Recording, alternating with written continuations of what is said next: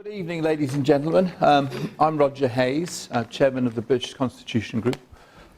If you haven't heard of our organisation before, then essentially we came together in about the middle of 2008, and the purpose was to do something about what was going on.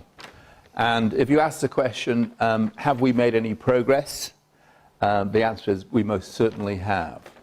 And I've been focusing on the courts. I'm in the courts quite a bit. We're challenging the system, we're challenging the judges, and what I can tell you is, first and foremost, when I walk in the courts in Birkenhead, they all say, "Good morning, Mr. Hayes," and they all say they quite like it when we go in because it's always interesting for them. The last case I was in, it was about 2 weeks ago. And as I walked in the court, the first thing is we don't get magistrates anymore, we get judges. And the first thing the judge said was, we said only one person in the court, right? They're actually having meetings before the court cases which we're involved in to decide how to handle us, okay? The courts all over the country have been told how to deal with us, right? They're scared of us. And the reason they're scared of it is because we have uncovered what they're doing, okay? They are breaking the law in our courts. And I'll give you a couple of examples how things have progressed. But essentially what we've uncovered is simply this, that our common law courts have been taken away from us, and we've got a system of administrative courts, but they're not even courts. It's a system of administration that's being forced upon us. And that means that when we go into courts, we are not able to actually defend ourselves using our court system, our system of justice. And essentially what that's about is our Constitution has been ripped up and thrown out, okay? And that is the one thing that defends our freedoms and our liberties is our Constitution. And we've got to fight for it, and we are fighting for it. And we are fighting so hard now that we are making an impact. As I say, that other colleagues who are working in the system around the country, we go into the courts, and as I say, that they have meetings beforehand, and what we have got feedback on is that the security of the courts are actually running the meetings beforehand, and the reason the security in the courts are being involved is because they're scared that we're going to arrest another judge. Yeah? And we will, but we will bide our time, okay? So we are pushing the agenda. We are driving them. They are not driving us at all, okay? Now, last week, it's almost amusing because what their courts now realize is that we're not scared of them. They're scared of us. And what we are sending a message is slowly but surely we're catching them out. Eventually, we'll be putting judges in jail. And these people are corrupt. They're running this system for their benefit, not our benefit. And we know it. We've caught them out, and we're progressing. Now, when I walked into the judge, into the court, the judge who was actually at the bench, I know him. He and I have sort of crossed swords before. And before I could open my mouth, he said, "I want 3 police officers in this court with handcuffs."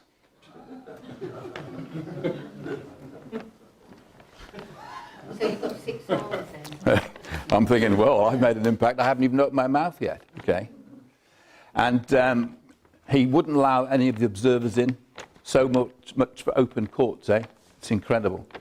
So I said, why aren't I allowed my observers in here? Because we're supposed to be able to see that justice is done, right? They don't want people seeing that justice is being done because it's not being done. And that's the truth of the matter. This little episode with this particular judge, he then turned around to the council. This is another liability order. I think I'm my 5th year now, so I'm a regular in the courts. And look, the council officials shake. They're very scared. They're very nervous, and they're intimidated because we're challenging everything they're doing. The council official was asked to give her reasons or read out her evidence, and she prattled through a bit of nonsense. And then he turned around and he said to me, "You tell me why you're not going to pay your council tax. Tell me now." And I just turned around and said, "What's your name?" He don't like me. He doesn't like me at all. And he said, "They all know me here." I said, "What's your name and how do you spell it?" And he said, "It's Ableton." "And how do you spell it, sir?" A, B, E, L.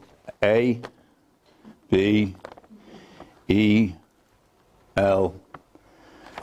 It brings them down. It belittles them. It tells them we're not scared of them, and these are our courts. Okay? And we will have our laws back. Okay? I then said to the judge, are you acting under your oath of office today? And he said, of course I am. And I brought my warrant from the Queen. Now, what made him bring his warrant from the Queen? Because we've been asking these people, are you acting under your oaths of office? They're talking about it all over the country. The magistrates, the judges, the courts are all talking about us. Because we have moved this thing through, and we are dynamic in what we're doing in the courts. I said, that's excellent, sir. That means this is a common law court. And he said, yes, of course it is. I said, well, that's excellent. That means all the rules apply for witnesses? He said, yes, of course it does. And do all the rules apply for evidence? He said, yes, of course it does. I said, do all the rules apply with regards to proof of contract? He said, yes, of course it does.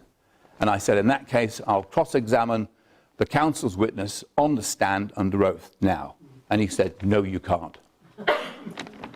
At which point, he said to the police, get him out of here. So the police moved on me. I said, gentlemen, I'll go of my own volition.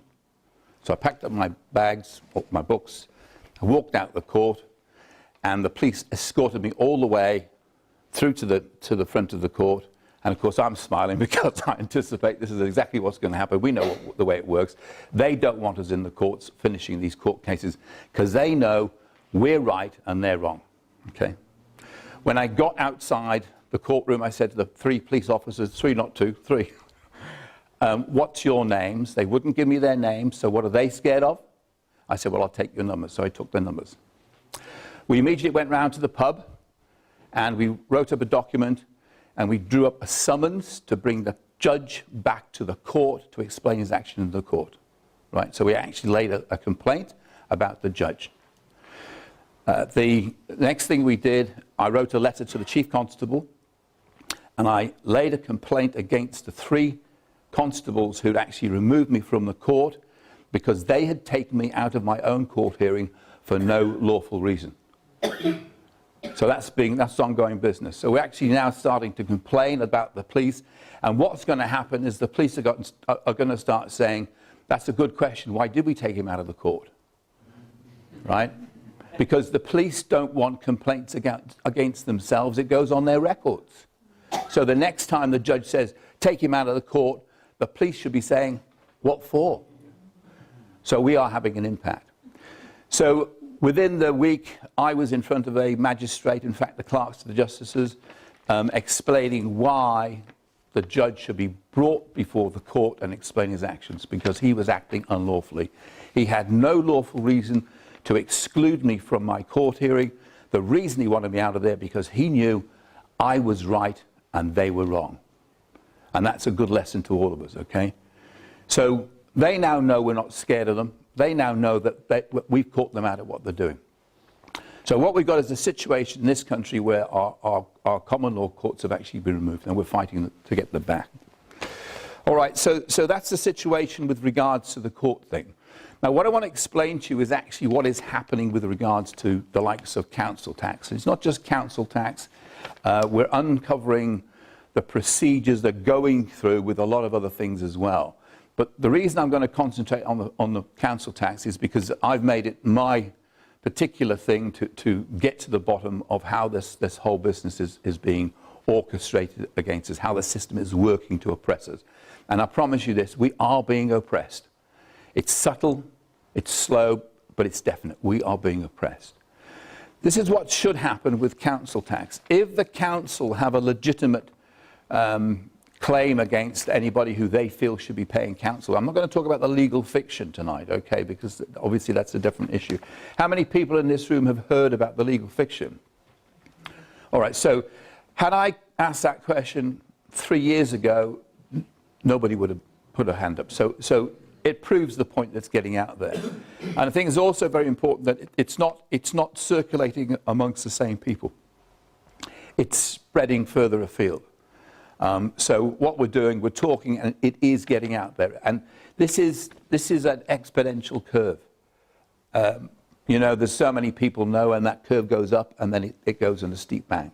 I promise you, within 12 months, this thing is global already, but it's going to increase quite dramatically. To give you an example, somebody handed me this before, which I'd not seen earlier, but it's quite interesting. This is a report from Brussels, and it's the MEP Batten, who's the UKIP MEP, and he was asked to make comment about the riots in Egypt, and one of his comments is, all governments, even tyrannies, derive their power from the people. There's a parallel here with Britain, he added. Successive governments betrayed our people and surrendered rights to the EU. Under Magna Carta, the English have the right of lawful rebellion. Okay? Who's he got that from? Exactly. Okay. We are driving this forward. So that was an interesting point. All right. So what is actually happening vis-a-vis the council tax? How is the council going about collection, and what are they doing wrong? What they're supposed to do, if they feel they've got a claim, the regulations require, this is the council tax administration and enforcement regulations of 1992, are quite clear that they must lay a complaint with the court. That requires that they go down and either, as I did, I went to the court and I laid my complaint. Now you can lay your complaint physically or verbally. Clearly in the case of the council, it would be a written submission to the court. So they must lay a complaint. Having laid the complaint, it should be viewed by a justice of the peace, who would then decide whether there is a valid case to answer, and the court would then issue a summons. That's the way it's supposed to work. The summons would then come out to the individual concerned, and they would then turn up at the court and actually either answer the charge or whatever. What's actually happening is this. The council do not go to the court and lay a complaint. They don't bother. They simply issue a summons. Now, the key point, of course, is that they themselves, the council, issue a summons. And what you'll find is they issue a summons on a piece of paper. In my case, the piece of paper reads, the Wirral Magistrates Court, and it's signed at the bottom by Norman Draper, who is the clerk to the justices for the Merseyside region. That piece of paper is produced by the council. It is not produced by the court. That is fraud. They are committing fraud, and the courts know they're committing fraud. Now, what I have done is I've gone into the courts and I've said, could you please give me all the information with regards to the complaint that has been laid with regards to this summons? And the courts tell me there is no information. And I've said, well, there should be. And the clerks, not the clerks, the justice, but the legal advisors there have said, well, that's the way we do it now. Right? So what you have is, for expediency, they are ignoring the regulations, they're ignoring Acts of Parliament, and they're just doing it their way. And this collusion between the council and the court is unlawful. When you go to a court, you're supposed to be in a place where you have a neutral judgment between you and the other party, the plaintiff and the respondent, and yet here you've got the council and the courts colluding, right? So in the courts, we've then asked the question of the legal advisor. I've asked the question of legal advisors, is the court responsible for its own paperwork? And of course, the legal advisors know where that's going, and they're not inclined to answer. Okay, and we have been catching them out. I've been in court and said to the magistrates, this piece of paper is a fraudulent document. You cannot pass any decisions based on a fraudulent document. They just ignore you because they don't know what to do. Okay? So with regards to the documentation, both the laying of complaint is not being done. The summons is being fraudulently created by the councils. And then the judgments by the magistrates, despite them knowing that the documentation is fraud, they just if you like, stamp the paperwork that the council issued them. Now, what's actually happening is that room that you're in is not a court. It is not a court of law. It's an administrative process. It's just a room. And of course, if we've all discussed the legal fiction, we understand the process, that we're dealing with a claim against the legal fiction, not against the individual, the flesh and blood man, as it were. But moving on from that, what happens there and after? You will then get a letter from the council saying that they have got a liability order against you. Now, if there was a liability order officially created by the court, then it would be on the court record. Again, the regulation states that if a liability is ordered, a judgment or liability order is ordered by the court, it must go in the court record. So I have been down to the court, I have written to the court, and I have said to the court, would you please provide me all outstanding judgments in the name of Mr. Roger Hayes or Roger Hayes, etc. And they have written back and said there are none. Okay? And the reason there are none is because it wasn't a court. Now, with a liability order, if it was a real liability order, the individual who has the order for their benefit, if they want to then collect on it, remember, a liability order is an order by the court to pay the money. So if you don't obey a court order, that is contempt of court. And of course, what they can do is they can then ratchet it up to the next level. So the next level is this, that if you don't pay that liability order, the court, on application by the council, would then issue a warrant of distress. And they would then issue a warrant of distress and give it to a court bailiff, who would then come knocking on your door. Of course, they don't do that either, do they? What they do is they pretend they've got a liability order, and they ring up the local bailiffs, and they actually use those as debt collectors. And they give them a little piece of paper, and the bailiff comes knocking on your door. When the bailiff knocks on my door, I tell him to go away, politely. Okay, there's no point being rude about this. And they do go away. And of course, the next process is that the council decide the process by which they go forward next. Now, if this was all legitimate, they could go through the process, the lawful process using the court system, etc. But they don't. This is a private format they're using, and the whole thing is a scam from start to finish. Now, as most of you know, I've sort of well prepared for all of this, and I decided to take it to the next level. They decided they were going to bankrupt me, or bankrupt the legal fiction. Of course, they can't bankrupt the man, they can't bankrupt the flesh and blood man because there's no contract. Suffice to say that the next thing, I allowed this to go through. I was actually busy on the day. I've had a letter from the official receiver, and the official receiver has said, you are bankrupt. And I wrote back and said, no, I'm not. And he wrote back and said, yes, you are. And I said, no, I'm not. It's the legal fiction, Mr. Roger Hayes, that they bankrupt. Got nothing to do with me. And he wrote back and said, there is no such thing in fact or in law. So I wrote back with a copy of a dictionary with the definition of lawful, of the legal fiction. Yeah? And I said, yes, there is. You're wrong. I'm right. He said, get in here Friday at 9:30, so we cross-examine you. And I said, that's fine, but we're all equal in the eyes of the law. I will come in, I will have a tape recorder, and I have a witness. And I will ask you the following questions. And if you answer these questions, then I'll answer yours. And he phoned up and he cancelled the meeting. He's taking it to the High Court. So I'm going to be in the High Court on the 28th of October. And that's going to be an interesting day, because I'm not scared of the courts, and I'm going to be asking the court some very interesting questions.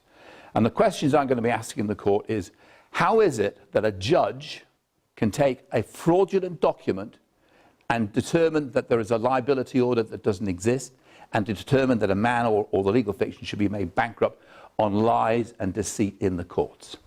I would like them to explain that. Do you know what? They won't answer the question, will they? Do you know why? Because they know that we're right and they're wrong. So that's the process that we're up to now.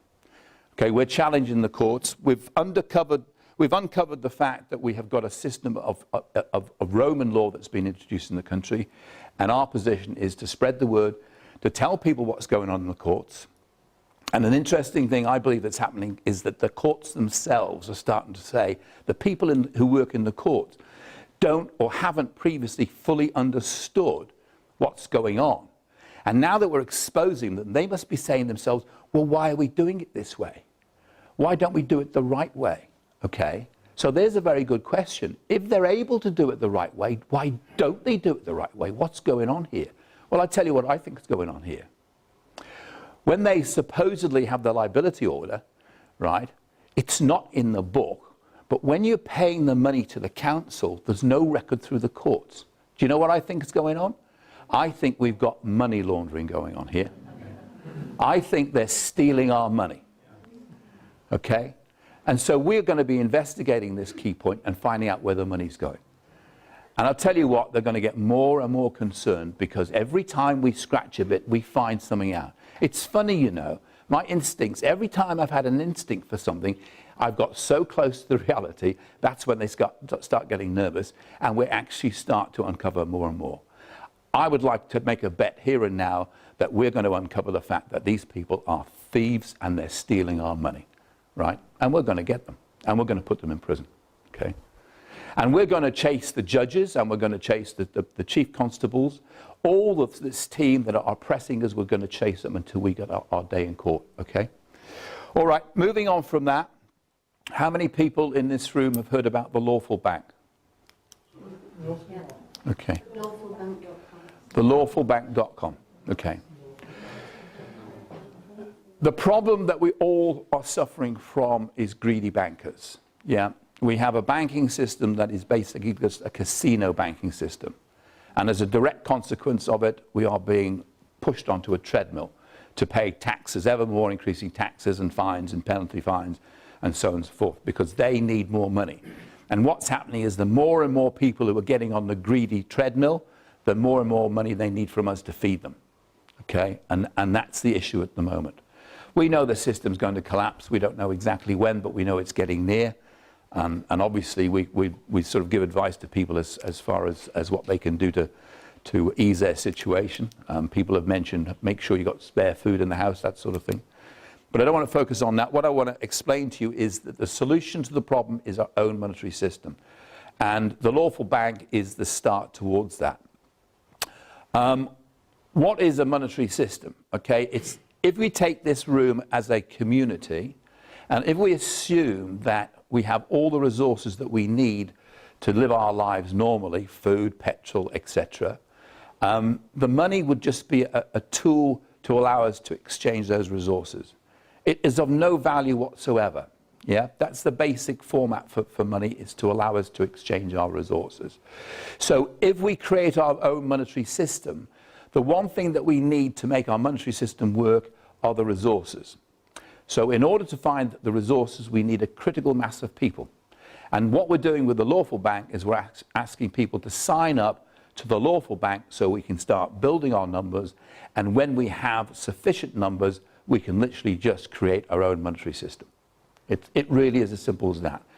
In all the things that we are doing, the one thing I keep saying to people is all we need is the numbers. It's numbers, numbers, numbers. So the ongoing situation with the Lawful Bank is this. At some point in the future, we'll be able to actually launch our bank. And this is the way it will work. If you bring £100 into our bank, we will actually, using the fractional reserve system, give you £1,000 worth of credit. Okay? Now, we will take the £100 of their money and we will retire it. And we will create our own currency. And we're hoping to be able to use that currency in our local retailers. And if the local retailer says, is this worth anything? We say, yes, it is. We can actually exchange that for one of theirs. So we'll build confidence in our currency. And on the back of that confidence, we'll build confidence in our system. Okay? The reason we're using fractional reserve banking is because any system of currency, in order to work, it needs liquidity. So you bring £100 in, we will create £1,000 worth of credit, and that puts positive liquidity into the system. Now, can you do that? That's what they do. Okay? The difference between what we will be doing versus what they do,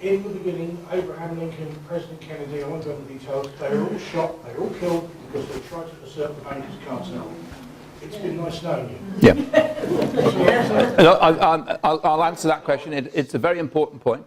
So let me cover the key points. First and foremost, you've asked about, the safety of any individual setting up a new bank account.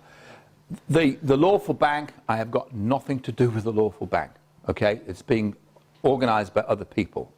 There are other similar banking things being set up now. So you can shoot me in the head. It's got nothing to do with me. Okay. And the other thing, of course, is because it's each individual branch will be operated by half a dozen people. Half a dozen people can set up their own branch. They could have 100 members, or they could have 500 members, whatever. We're anticipating thousands of branches all over the UK. And each one of those branches is owned locally, it's autonomous, and it can't be controlled by the organisation, as it were. So it's controlled locally. So they've got a problem because they have to deal with every single individual branch. And anybody can open a branch subject to the security criteria. Okay, so as one fails or succeeds on its own merits, another one will start. So you've got a constantly changing network of branches. Okay.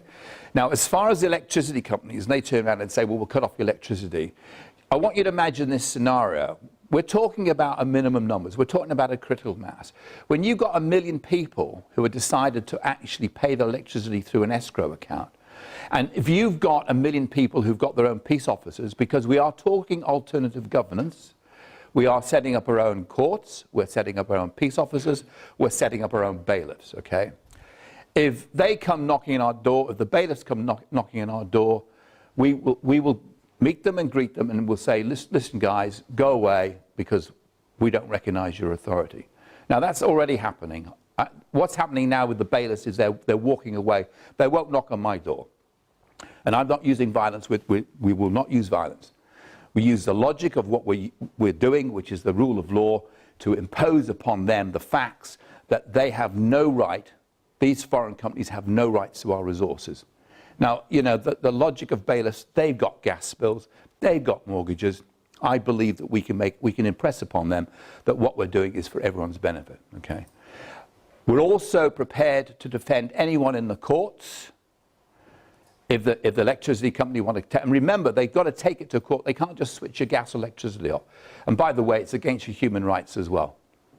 We will defend, we'll have our own system of defense, lawyers, call them what you will, to defend. But the other key point about it is we will see them in the courts, but we will see them in our courts, common law courts, right? Because we know that the system of courts they've got in place at the moment are not lawful. So we challenge them at every angle, okay? But remember, this is about numbers. And there's 1 million people all doing the same thing. We will close their system down. Why wouldn't they use our system with all the benefits entailed? Again, the logic is that they potentially will do so. All right, well, I think that sort of covers most of the general gist of what the Lawful Bank is all about. Are there any questions about either the court situation or the Lawful Bank concept? Sorry, I didn't really understand the concept of an escrow account. All right, well, what an escrow account is that once you've paid the money out of your account, it goes into an escrow account. It's available for that company to use, subject to the terms and conditions that you attach to it, right? And what we would do is we would simply say that those companies can use that money simply just by signing up to the system. It's available to them. What we can say is that you no longer have the money. You can legitimize your claim that you've paid it because you have a documentation that proves you paid that money, and we can actually confirm it because our banking system will say, well, that's actually right, the money is available in this account for you. Yeah? Steve, go. Isn't there some kind of similarity between the Lawful Bank and, well, to me, what you spoke about, there's a definite similarity to credit unions? Yeah. Yeah. The difference, credit unions do not use fractional reserve banking. The benefit of fractional reserve banking with no interest and with secure loans is it pumps positive liquidity into the system. So our system would have positive liquidity, and their system would be a debt-based system. And you've got to imagine this, that people are going to say, well, hang on a minute, what did you say that if I take £100 from that bank and put it into your bank, you're going to give me £1,000 worth of credit? What's going to happen? So if you take your £100 and you put it into your bank, your new bank, and you pay your gas, electricity, your water, and your council tax, what are you going to do when you get another £100? Where are you going to put it? And bearing in mind that we're able to provide you with loans for cars, mortgages, interest-free, people are going to say, well, this sounds to be a pretty good system here. And the first thing people are going to say is, hang on, how does that work? Why don't they do it? And we're going to say it's because they're greedy. And that bank system is for the bankers. This bank system is for the people. So the argument is going to be, people are going to start talking about it because they're going to start asking the question, well, if that system is ripping us off, why aren't our politicians supporting this system? And we'll say, because the politicians aren't working for you, they're working for the bankers.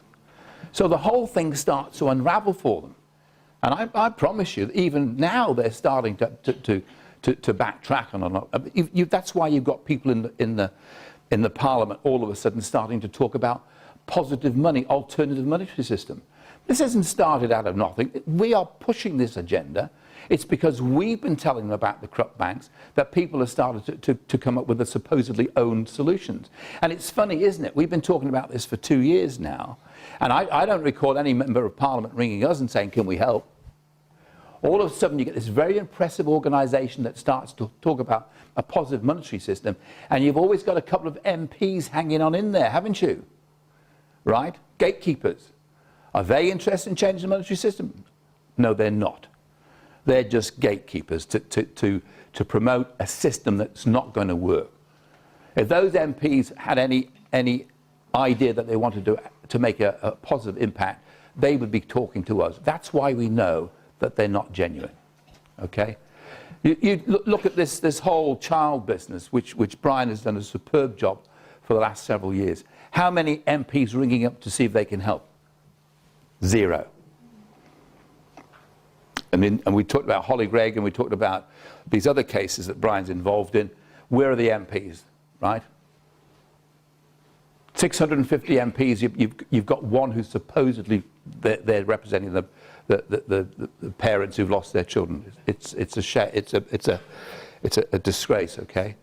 Sir? Roger, every time I click onto the computer, every time I put the television on, and every time I look at the paper, the whole world is corrupt. Yeah. You and I are probably the only two honest people on this planet. So, I'm going to deposit £100 in your bank. Yeah. How can I trust you with it? Okay. The money itself is retired. It's not spent. It's not lent out. It's actually retired. Where it goes, I'm not going to tell you for security reasons. Okay. But what we can assure you is we can guarantee its safety, and we can confirm its safety. We have a little technique where that money goes, which if I actually told you here and now, you think it was absolutely genius, and it is genius, and it's part of the strategy. And we will have a committee of people who will understand the mechanism. But the process that we're going through is we will slowly but surely take control of their money supply. Okay, that's all I need to tell you. So we'll have branches all over the country. The branches will take responsibility for the deposits initially. We already have a system in place. We already have terminals available to us, and we already have cards. So I can actually put a terminal in my house. I can put a terminal in your house, and I can transfer money from my bank account to your bank account. That's available already. You, as a local branch, could therefore give cash to your customers, and I could give cash to my customers, and your customers could send money to my customers, and we could provide the cash. So we can source it. Now, the money that's retired, for cash flow, for people who want to get cash flow, they will go to a local retailer who have a terminal. And so we'll be relying on the floats of local retailers. The local retailers will earn £1 for every deposit. So if you go in and you deposit £20, they will be paid a £1 fee. If you deposit £100, it'll be a £1 fee or £1,000. So the retailers will be earning money. The retailers will probably earn about £50 a week for offering the services. We're relying on their float for the cash to go in and out, okay? So the retailers are initially responsible for the cash on deposits and providing the actual cash payouts. The local branches will oversee the retailers, and then the actual money, the large chunks of money won't be in one particular place. They'll be distributed at different locations, okay? So that's as much as I can tell you about the money, but it will be safe. But there's another important point, is we retire their money and we bring our own money out. Yeah, and I think I mentioned that before, so we're actually releasing our own. But you said earlier on that my money is not going to gain any interest. Okay, if you deposit money in our bank account, you can lend that money to other members, and they will pay you interest. But the bank does not earn interest. The bank will earn a fee. So if I have a branch and I facilitate a loan to you, either the credit to buy something or cash from somewhere else. For example, if I'm going to get a mortgage, the fee is 10%. So I've got to come up with £10,000 of cash, yeah, real cash. I call it real cash from their system. And you would then, if you were borrowing that money, if you're borrowing 100,000 for a loan, and you didn't have that £10,000, then you can borrow it from another member, and they can earn interest. So you can earn interest, and you pay interest to other members, but not the bank. The bank just takes a fee. Okay, does that make sense? So effectively what you have is you get an interest-free mortgage from the bank itself, but in order to secure that mortgage, you need to pay a fee of 10%. That fee of 10% comes from their system, and if you don't have the 10%, you can borrow it from a member within our system, and that's where members can actually earn interest on their money. I'll talk to you later. I'll explain it in greater detail if I miss it right. Go on.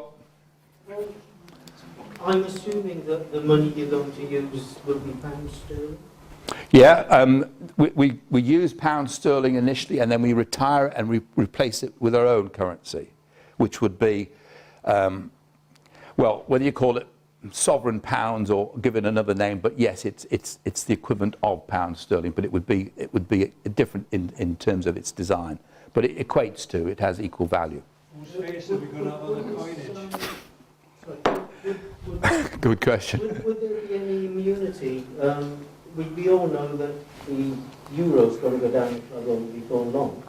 Yeah. The pound will probably, well, the dollar definitely will follow it. Yeah. And the pound will follow it down the plug not long afterwards. Yeah, because it's a debt-based currency. Ours is a positive liquidity. Everybody in our system will have cash in the bank, right? So you ask the question, which system are they going to use? Are they going to use a system in which they owe money, or they're going to use our system in which they got credit? So there's got to be a natural transfer from their system to our system. It's not an action that happens on one day. It's a process, and that process happens when we got enough people signed up to the Lawful Bank or to other banks. Okay. So the question I've got is that if their pounds become worthless, yeah. Does that mean that your pounds will become worthless? No, because because everybody's going to need a means of exchange. Yeah. And if you've got money in the bank, you've got something to exchange. Okay. But if their system is based on debt and it collapses, there is no money. Right. Okay. So you've got a negative situation with their system. Hey? You're selling the infrastructure. Yes, that's all it is. It's, yeah, exactly. So go on. Is it realistic to expect, if this is successful, which I believe it will be, that it will bankrupt the Bank of England? I'm not going to answer that question. I think... What will Nathan Ray Rothschilds do? Yeah. Well, you know, there are certain areas which I don't really want to get into. The bottom line is that we're going to have a system in which everybody who's a member of our system is going to have a positive bank balance. Yeah, we're going to have positive liquidity. If their system fails, don't blame me. Okay, it's not my fault. I didn't set that system up. We're just talking about an alternative system that has benefits for the people. If they want to do something decent, how about them create their system that benefits the people and not greedy bankers? Okay. Sir? Yes, I'd just like to clarify, if I may, the last time you later, just to clarify once or twice. First of all, this gentleman in front has actually answered one of the two questions I was going to ask. you will be adopting British sterling system currency available at the moment. Yes, For your that, bank, okay. yeah. The main question I was going to ask is, if you're going to set up a series of independent banks called the Lawful Bank, would you not have to come under the auspices of any regulatory body like the Financial Services Authority that would have to impose certain terms and conditions? Which would be, I would suggest, you would have to have, should we say, a liquidity of money and assets which you've already acquired. The basic amount, which would say stockpile of money, which you'd have to have as a minimum amount to make sure you couldn't obviously get into financial difficulty. Where would that money come from right at the very start? If I was to invest or deposit £100 and say you'll be able to give back £1,000, where would that £1,000 come from initially? Okay, this is why it's important to understand what money is. That with the point in time that we launch our bank is when we have the members, the critical mass of members that can bring to the system the resources. Okay, now that's the first point. That's a very important point because we are expecting members to trade with each other using the currency that we create. The idea of bringing £100 from their system to our system is that will give us the initial cash flow which we can use in the shops. Okay, so it gives us cash in our pockets. Now their system has 3% of cash available. Our system will have 10%. Yeah, so the £1,000 is positive liquidity. It's only, its function is to allow us to exchange between us, okay? That's the important thing. So when you say where does it come from, it literally is created from nothing in exactly the same way as they create money from nothing. Because the purpose of money is just to provide a mechanism by which we can start to trade with each other, yeah? So it's the resources that are important, not the money. The money has no real value, it's only the resources, yeah? And I do understand that this whole concept takes a bit of getting round to. People say, where does the money come from? And when you say, well, it comes from, literally you create it from nothing because it's only there to meet the trade of resources. I'll give you an example. I mean, if I knit woolen sweaters, right, over the winter, I'll be selling them. But over the summer, I won't, okay?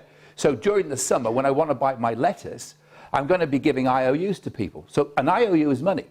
So I'm handing all these IOUs to these people to buy the lettuce. And come the winter, when they want sweaters, they're going to be bringing me IOUs back, aren't they? And I'll be giving them the sweaters in exchange for the IOUs that I gave to them for the lettuce during the summer. So the money was created out for nothing. But because of the delay in our different commodities, I'm requiring to borrow money in the summer, and I get the cash flow back in the winter. So the money itself is not of any value, is it? What's of value is the lettuce and the sweaters. Yeah? Okay. There's a young man at the back that just wants one question and then... Okay. I don't know. I was just going to say, like everyone here, I'm sure can agree with like this bank thing we talked about. It's beneficial for everybody. But how easy is it to sign up to this group or sign up? TheLawfulBank.com. You just put your name on there, and that's the mechanism by which we communicate with you. That's the mechanism by which we sort of we if you feed the concept, how it works, etc. Because obviously there's a lot of other issues attached to it. There was a question. Part of your question I didn't answer. I can't remember what it was now, but there's so many different aspects of banking, and we've covered them all. But I may not explain them all tonight. But through that website, you'll get the details emailed to you. So that you just literally sign up. It doesn't cost anything. If you established the court and went into the poll tax are corrupt, Yeah. and operating corrupt practices for finances, you explained family courts are also operating Yeah. under the secret courts. Is there any court in this country that is immune from this? There are lots of good judges out there. Okay, that there are lots of good people working in the court system. It seems to me that they're taking out the smaller courts, and once they can get you caught in the local town in your family court, you're going to go straight up to the high court. So they change things from the grassroots. Yeah. So that they can Yeah. eventually No, it's the jury. What they do, yeah, the jury is a key thing. Yeah, the thing at the moment is that if you take a small local court and if you're dealing with the local authority, you're always going to get the system that working against you. You don't get fair hearings in the courts, okay? That's the first thing. But if you're going into the court and you've got an issue with your neighbour, you'll get a fair hearing, because there's no interest in them being biased against one unless he's, you know, part of a club. And I'm not going to mention the club, but you know what I'm talking about. So most of the system is actually that's in place. Most of the people working in the system actually think the system is good, because they don't fully understand what's happening behind the scenes. So what we're trying to do is we're trying to re-educate these people to understand that the system, as far as councils are concerned, is corrupt as hell. And there are some people within the court system that are assisting that process. Whether they realise what they're doing or not, I don't know, I don't care. But once we've told them, once we've educated them as to what's going wrong, we expect them to change. And at the moment, that's what we're doing. With Norman Draper in Liverpool, you know, I've explained to him that these judges can't do this. These judges can't kick me out of my own hearing just because he doesn't like what I'm saying. I'm not being rude. I'm not going in there shouting at him. I'm not being rude to him. I'm in there with the rule of law, and the judge is using the rule of force. And we're saying you can't do that. And so we're slowly but surely getting the courts to change their processes. But what about, you were just mentioning the judges that are honourable, and that certain, parts of the judiciary are functioning in an honourable way. How come they're allowing?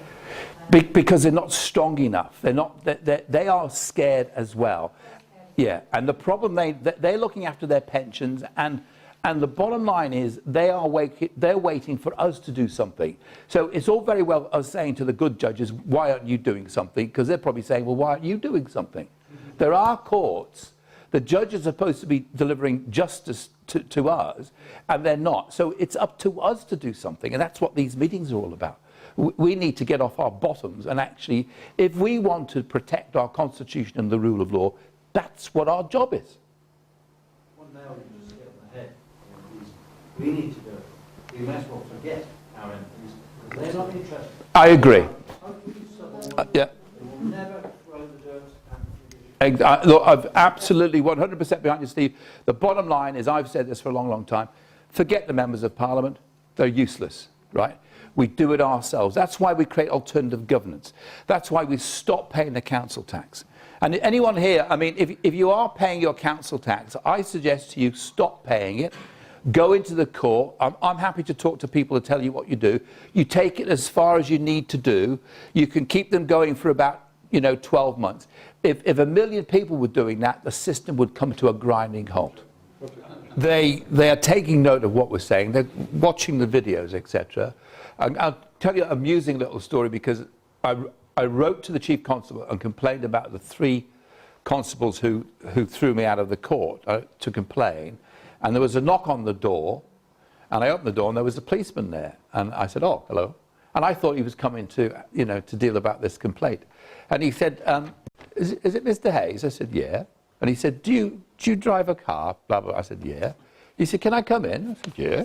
So took him inside, sit down, like a cup of tea.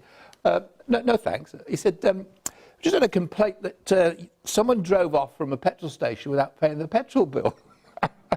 And I thought, oh, right. When was that? And he gave me the date. And of course, what had happened is I just absolutely sort of drove away. So I said, oh, I'll tell you what. Can you take me down to the petrol station, and we'll go and have a chat with the guy down there, which we did. And of course, I said, will you bring me back? And he said, yeah. And on the way down and on the way back, I had a very good conversation with this policeman. The long and the short of it is the guy at the petrol station I knew. I said, oh, obviously. He said, oh, I knew who you were, but I didn't know where you lived. So I paid him and finished the conversation with the policeman. But I said to the policeman, he said to me, are you the guy that was at the Birkenhead thing? And I said, yeah. I said, were you there? He said, oh, yeah, I was there. And I said, do you know what it was all about? And he said, yeah. I said, what was it about? He said, lawful rebellion. I said, do your other colleagues know what it's all about? He said, oh, they're all talking about it. Okay. So he was very friendly, very chatty, very nice. They're not all like that. But amongst the police, and I said, look, you guys, we want you guys on board. We're not against the police, but we need you guys to understand what's going on. And clearly they're starting to wake up, aren't they? And if the police are talking about it, The courts are talking about it. Who isn't talking about it? And remember this very important point is that when we walk into the court, who are nervous? Who are the ones who are scared of who? We're not scared of the judges. They're scared of us. So this thing is moving ahead quite rapidly now. You're looking at some time. Oh, right. That's, yeah. It's not my only tie. I do have another one, yeah. This is important. In fact, can you get this on camera as well? Because I think this is important. The first Constitutional Conference on the 22nd of October is probably one of the most important conferences we're ever going to have, okay? Because what we're going to reveal in the morning is vital to taking the message to the next level. So we are moving to the next level. We have spent 2 years finding out what it's all about. We have now got the proof. We have got the evidence, and we're going to expose it, okay? That means that the members of Parliament, the judges, and the chief police constables are not going to be able to deny anything. And then we're going to say to them, what are you going to do about it? We're going to issue a declaration, which is a challenge for them to join us or end up in prison, okay? And then we're following that through with the conference on the 5th of November, and that conference is, we've told you what the problem is, we've proven to you what the problem is, now you can't say that you don't know. Now get yourself to the conference on the 5th of November and demonstrate to the people that you are on our sides. That's the point. If you're going to be on our side, fantastic. We will issue amnesties for all those people, and if they're not going to be on the people's side, then we're going to put them in prison, okay? Enough said.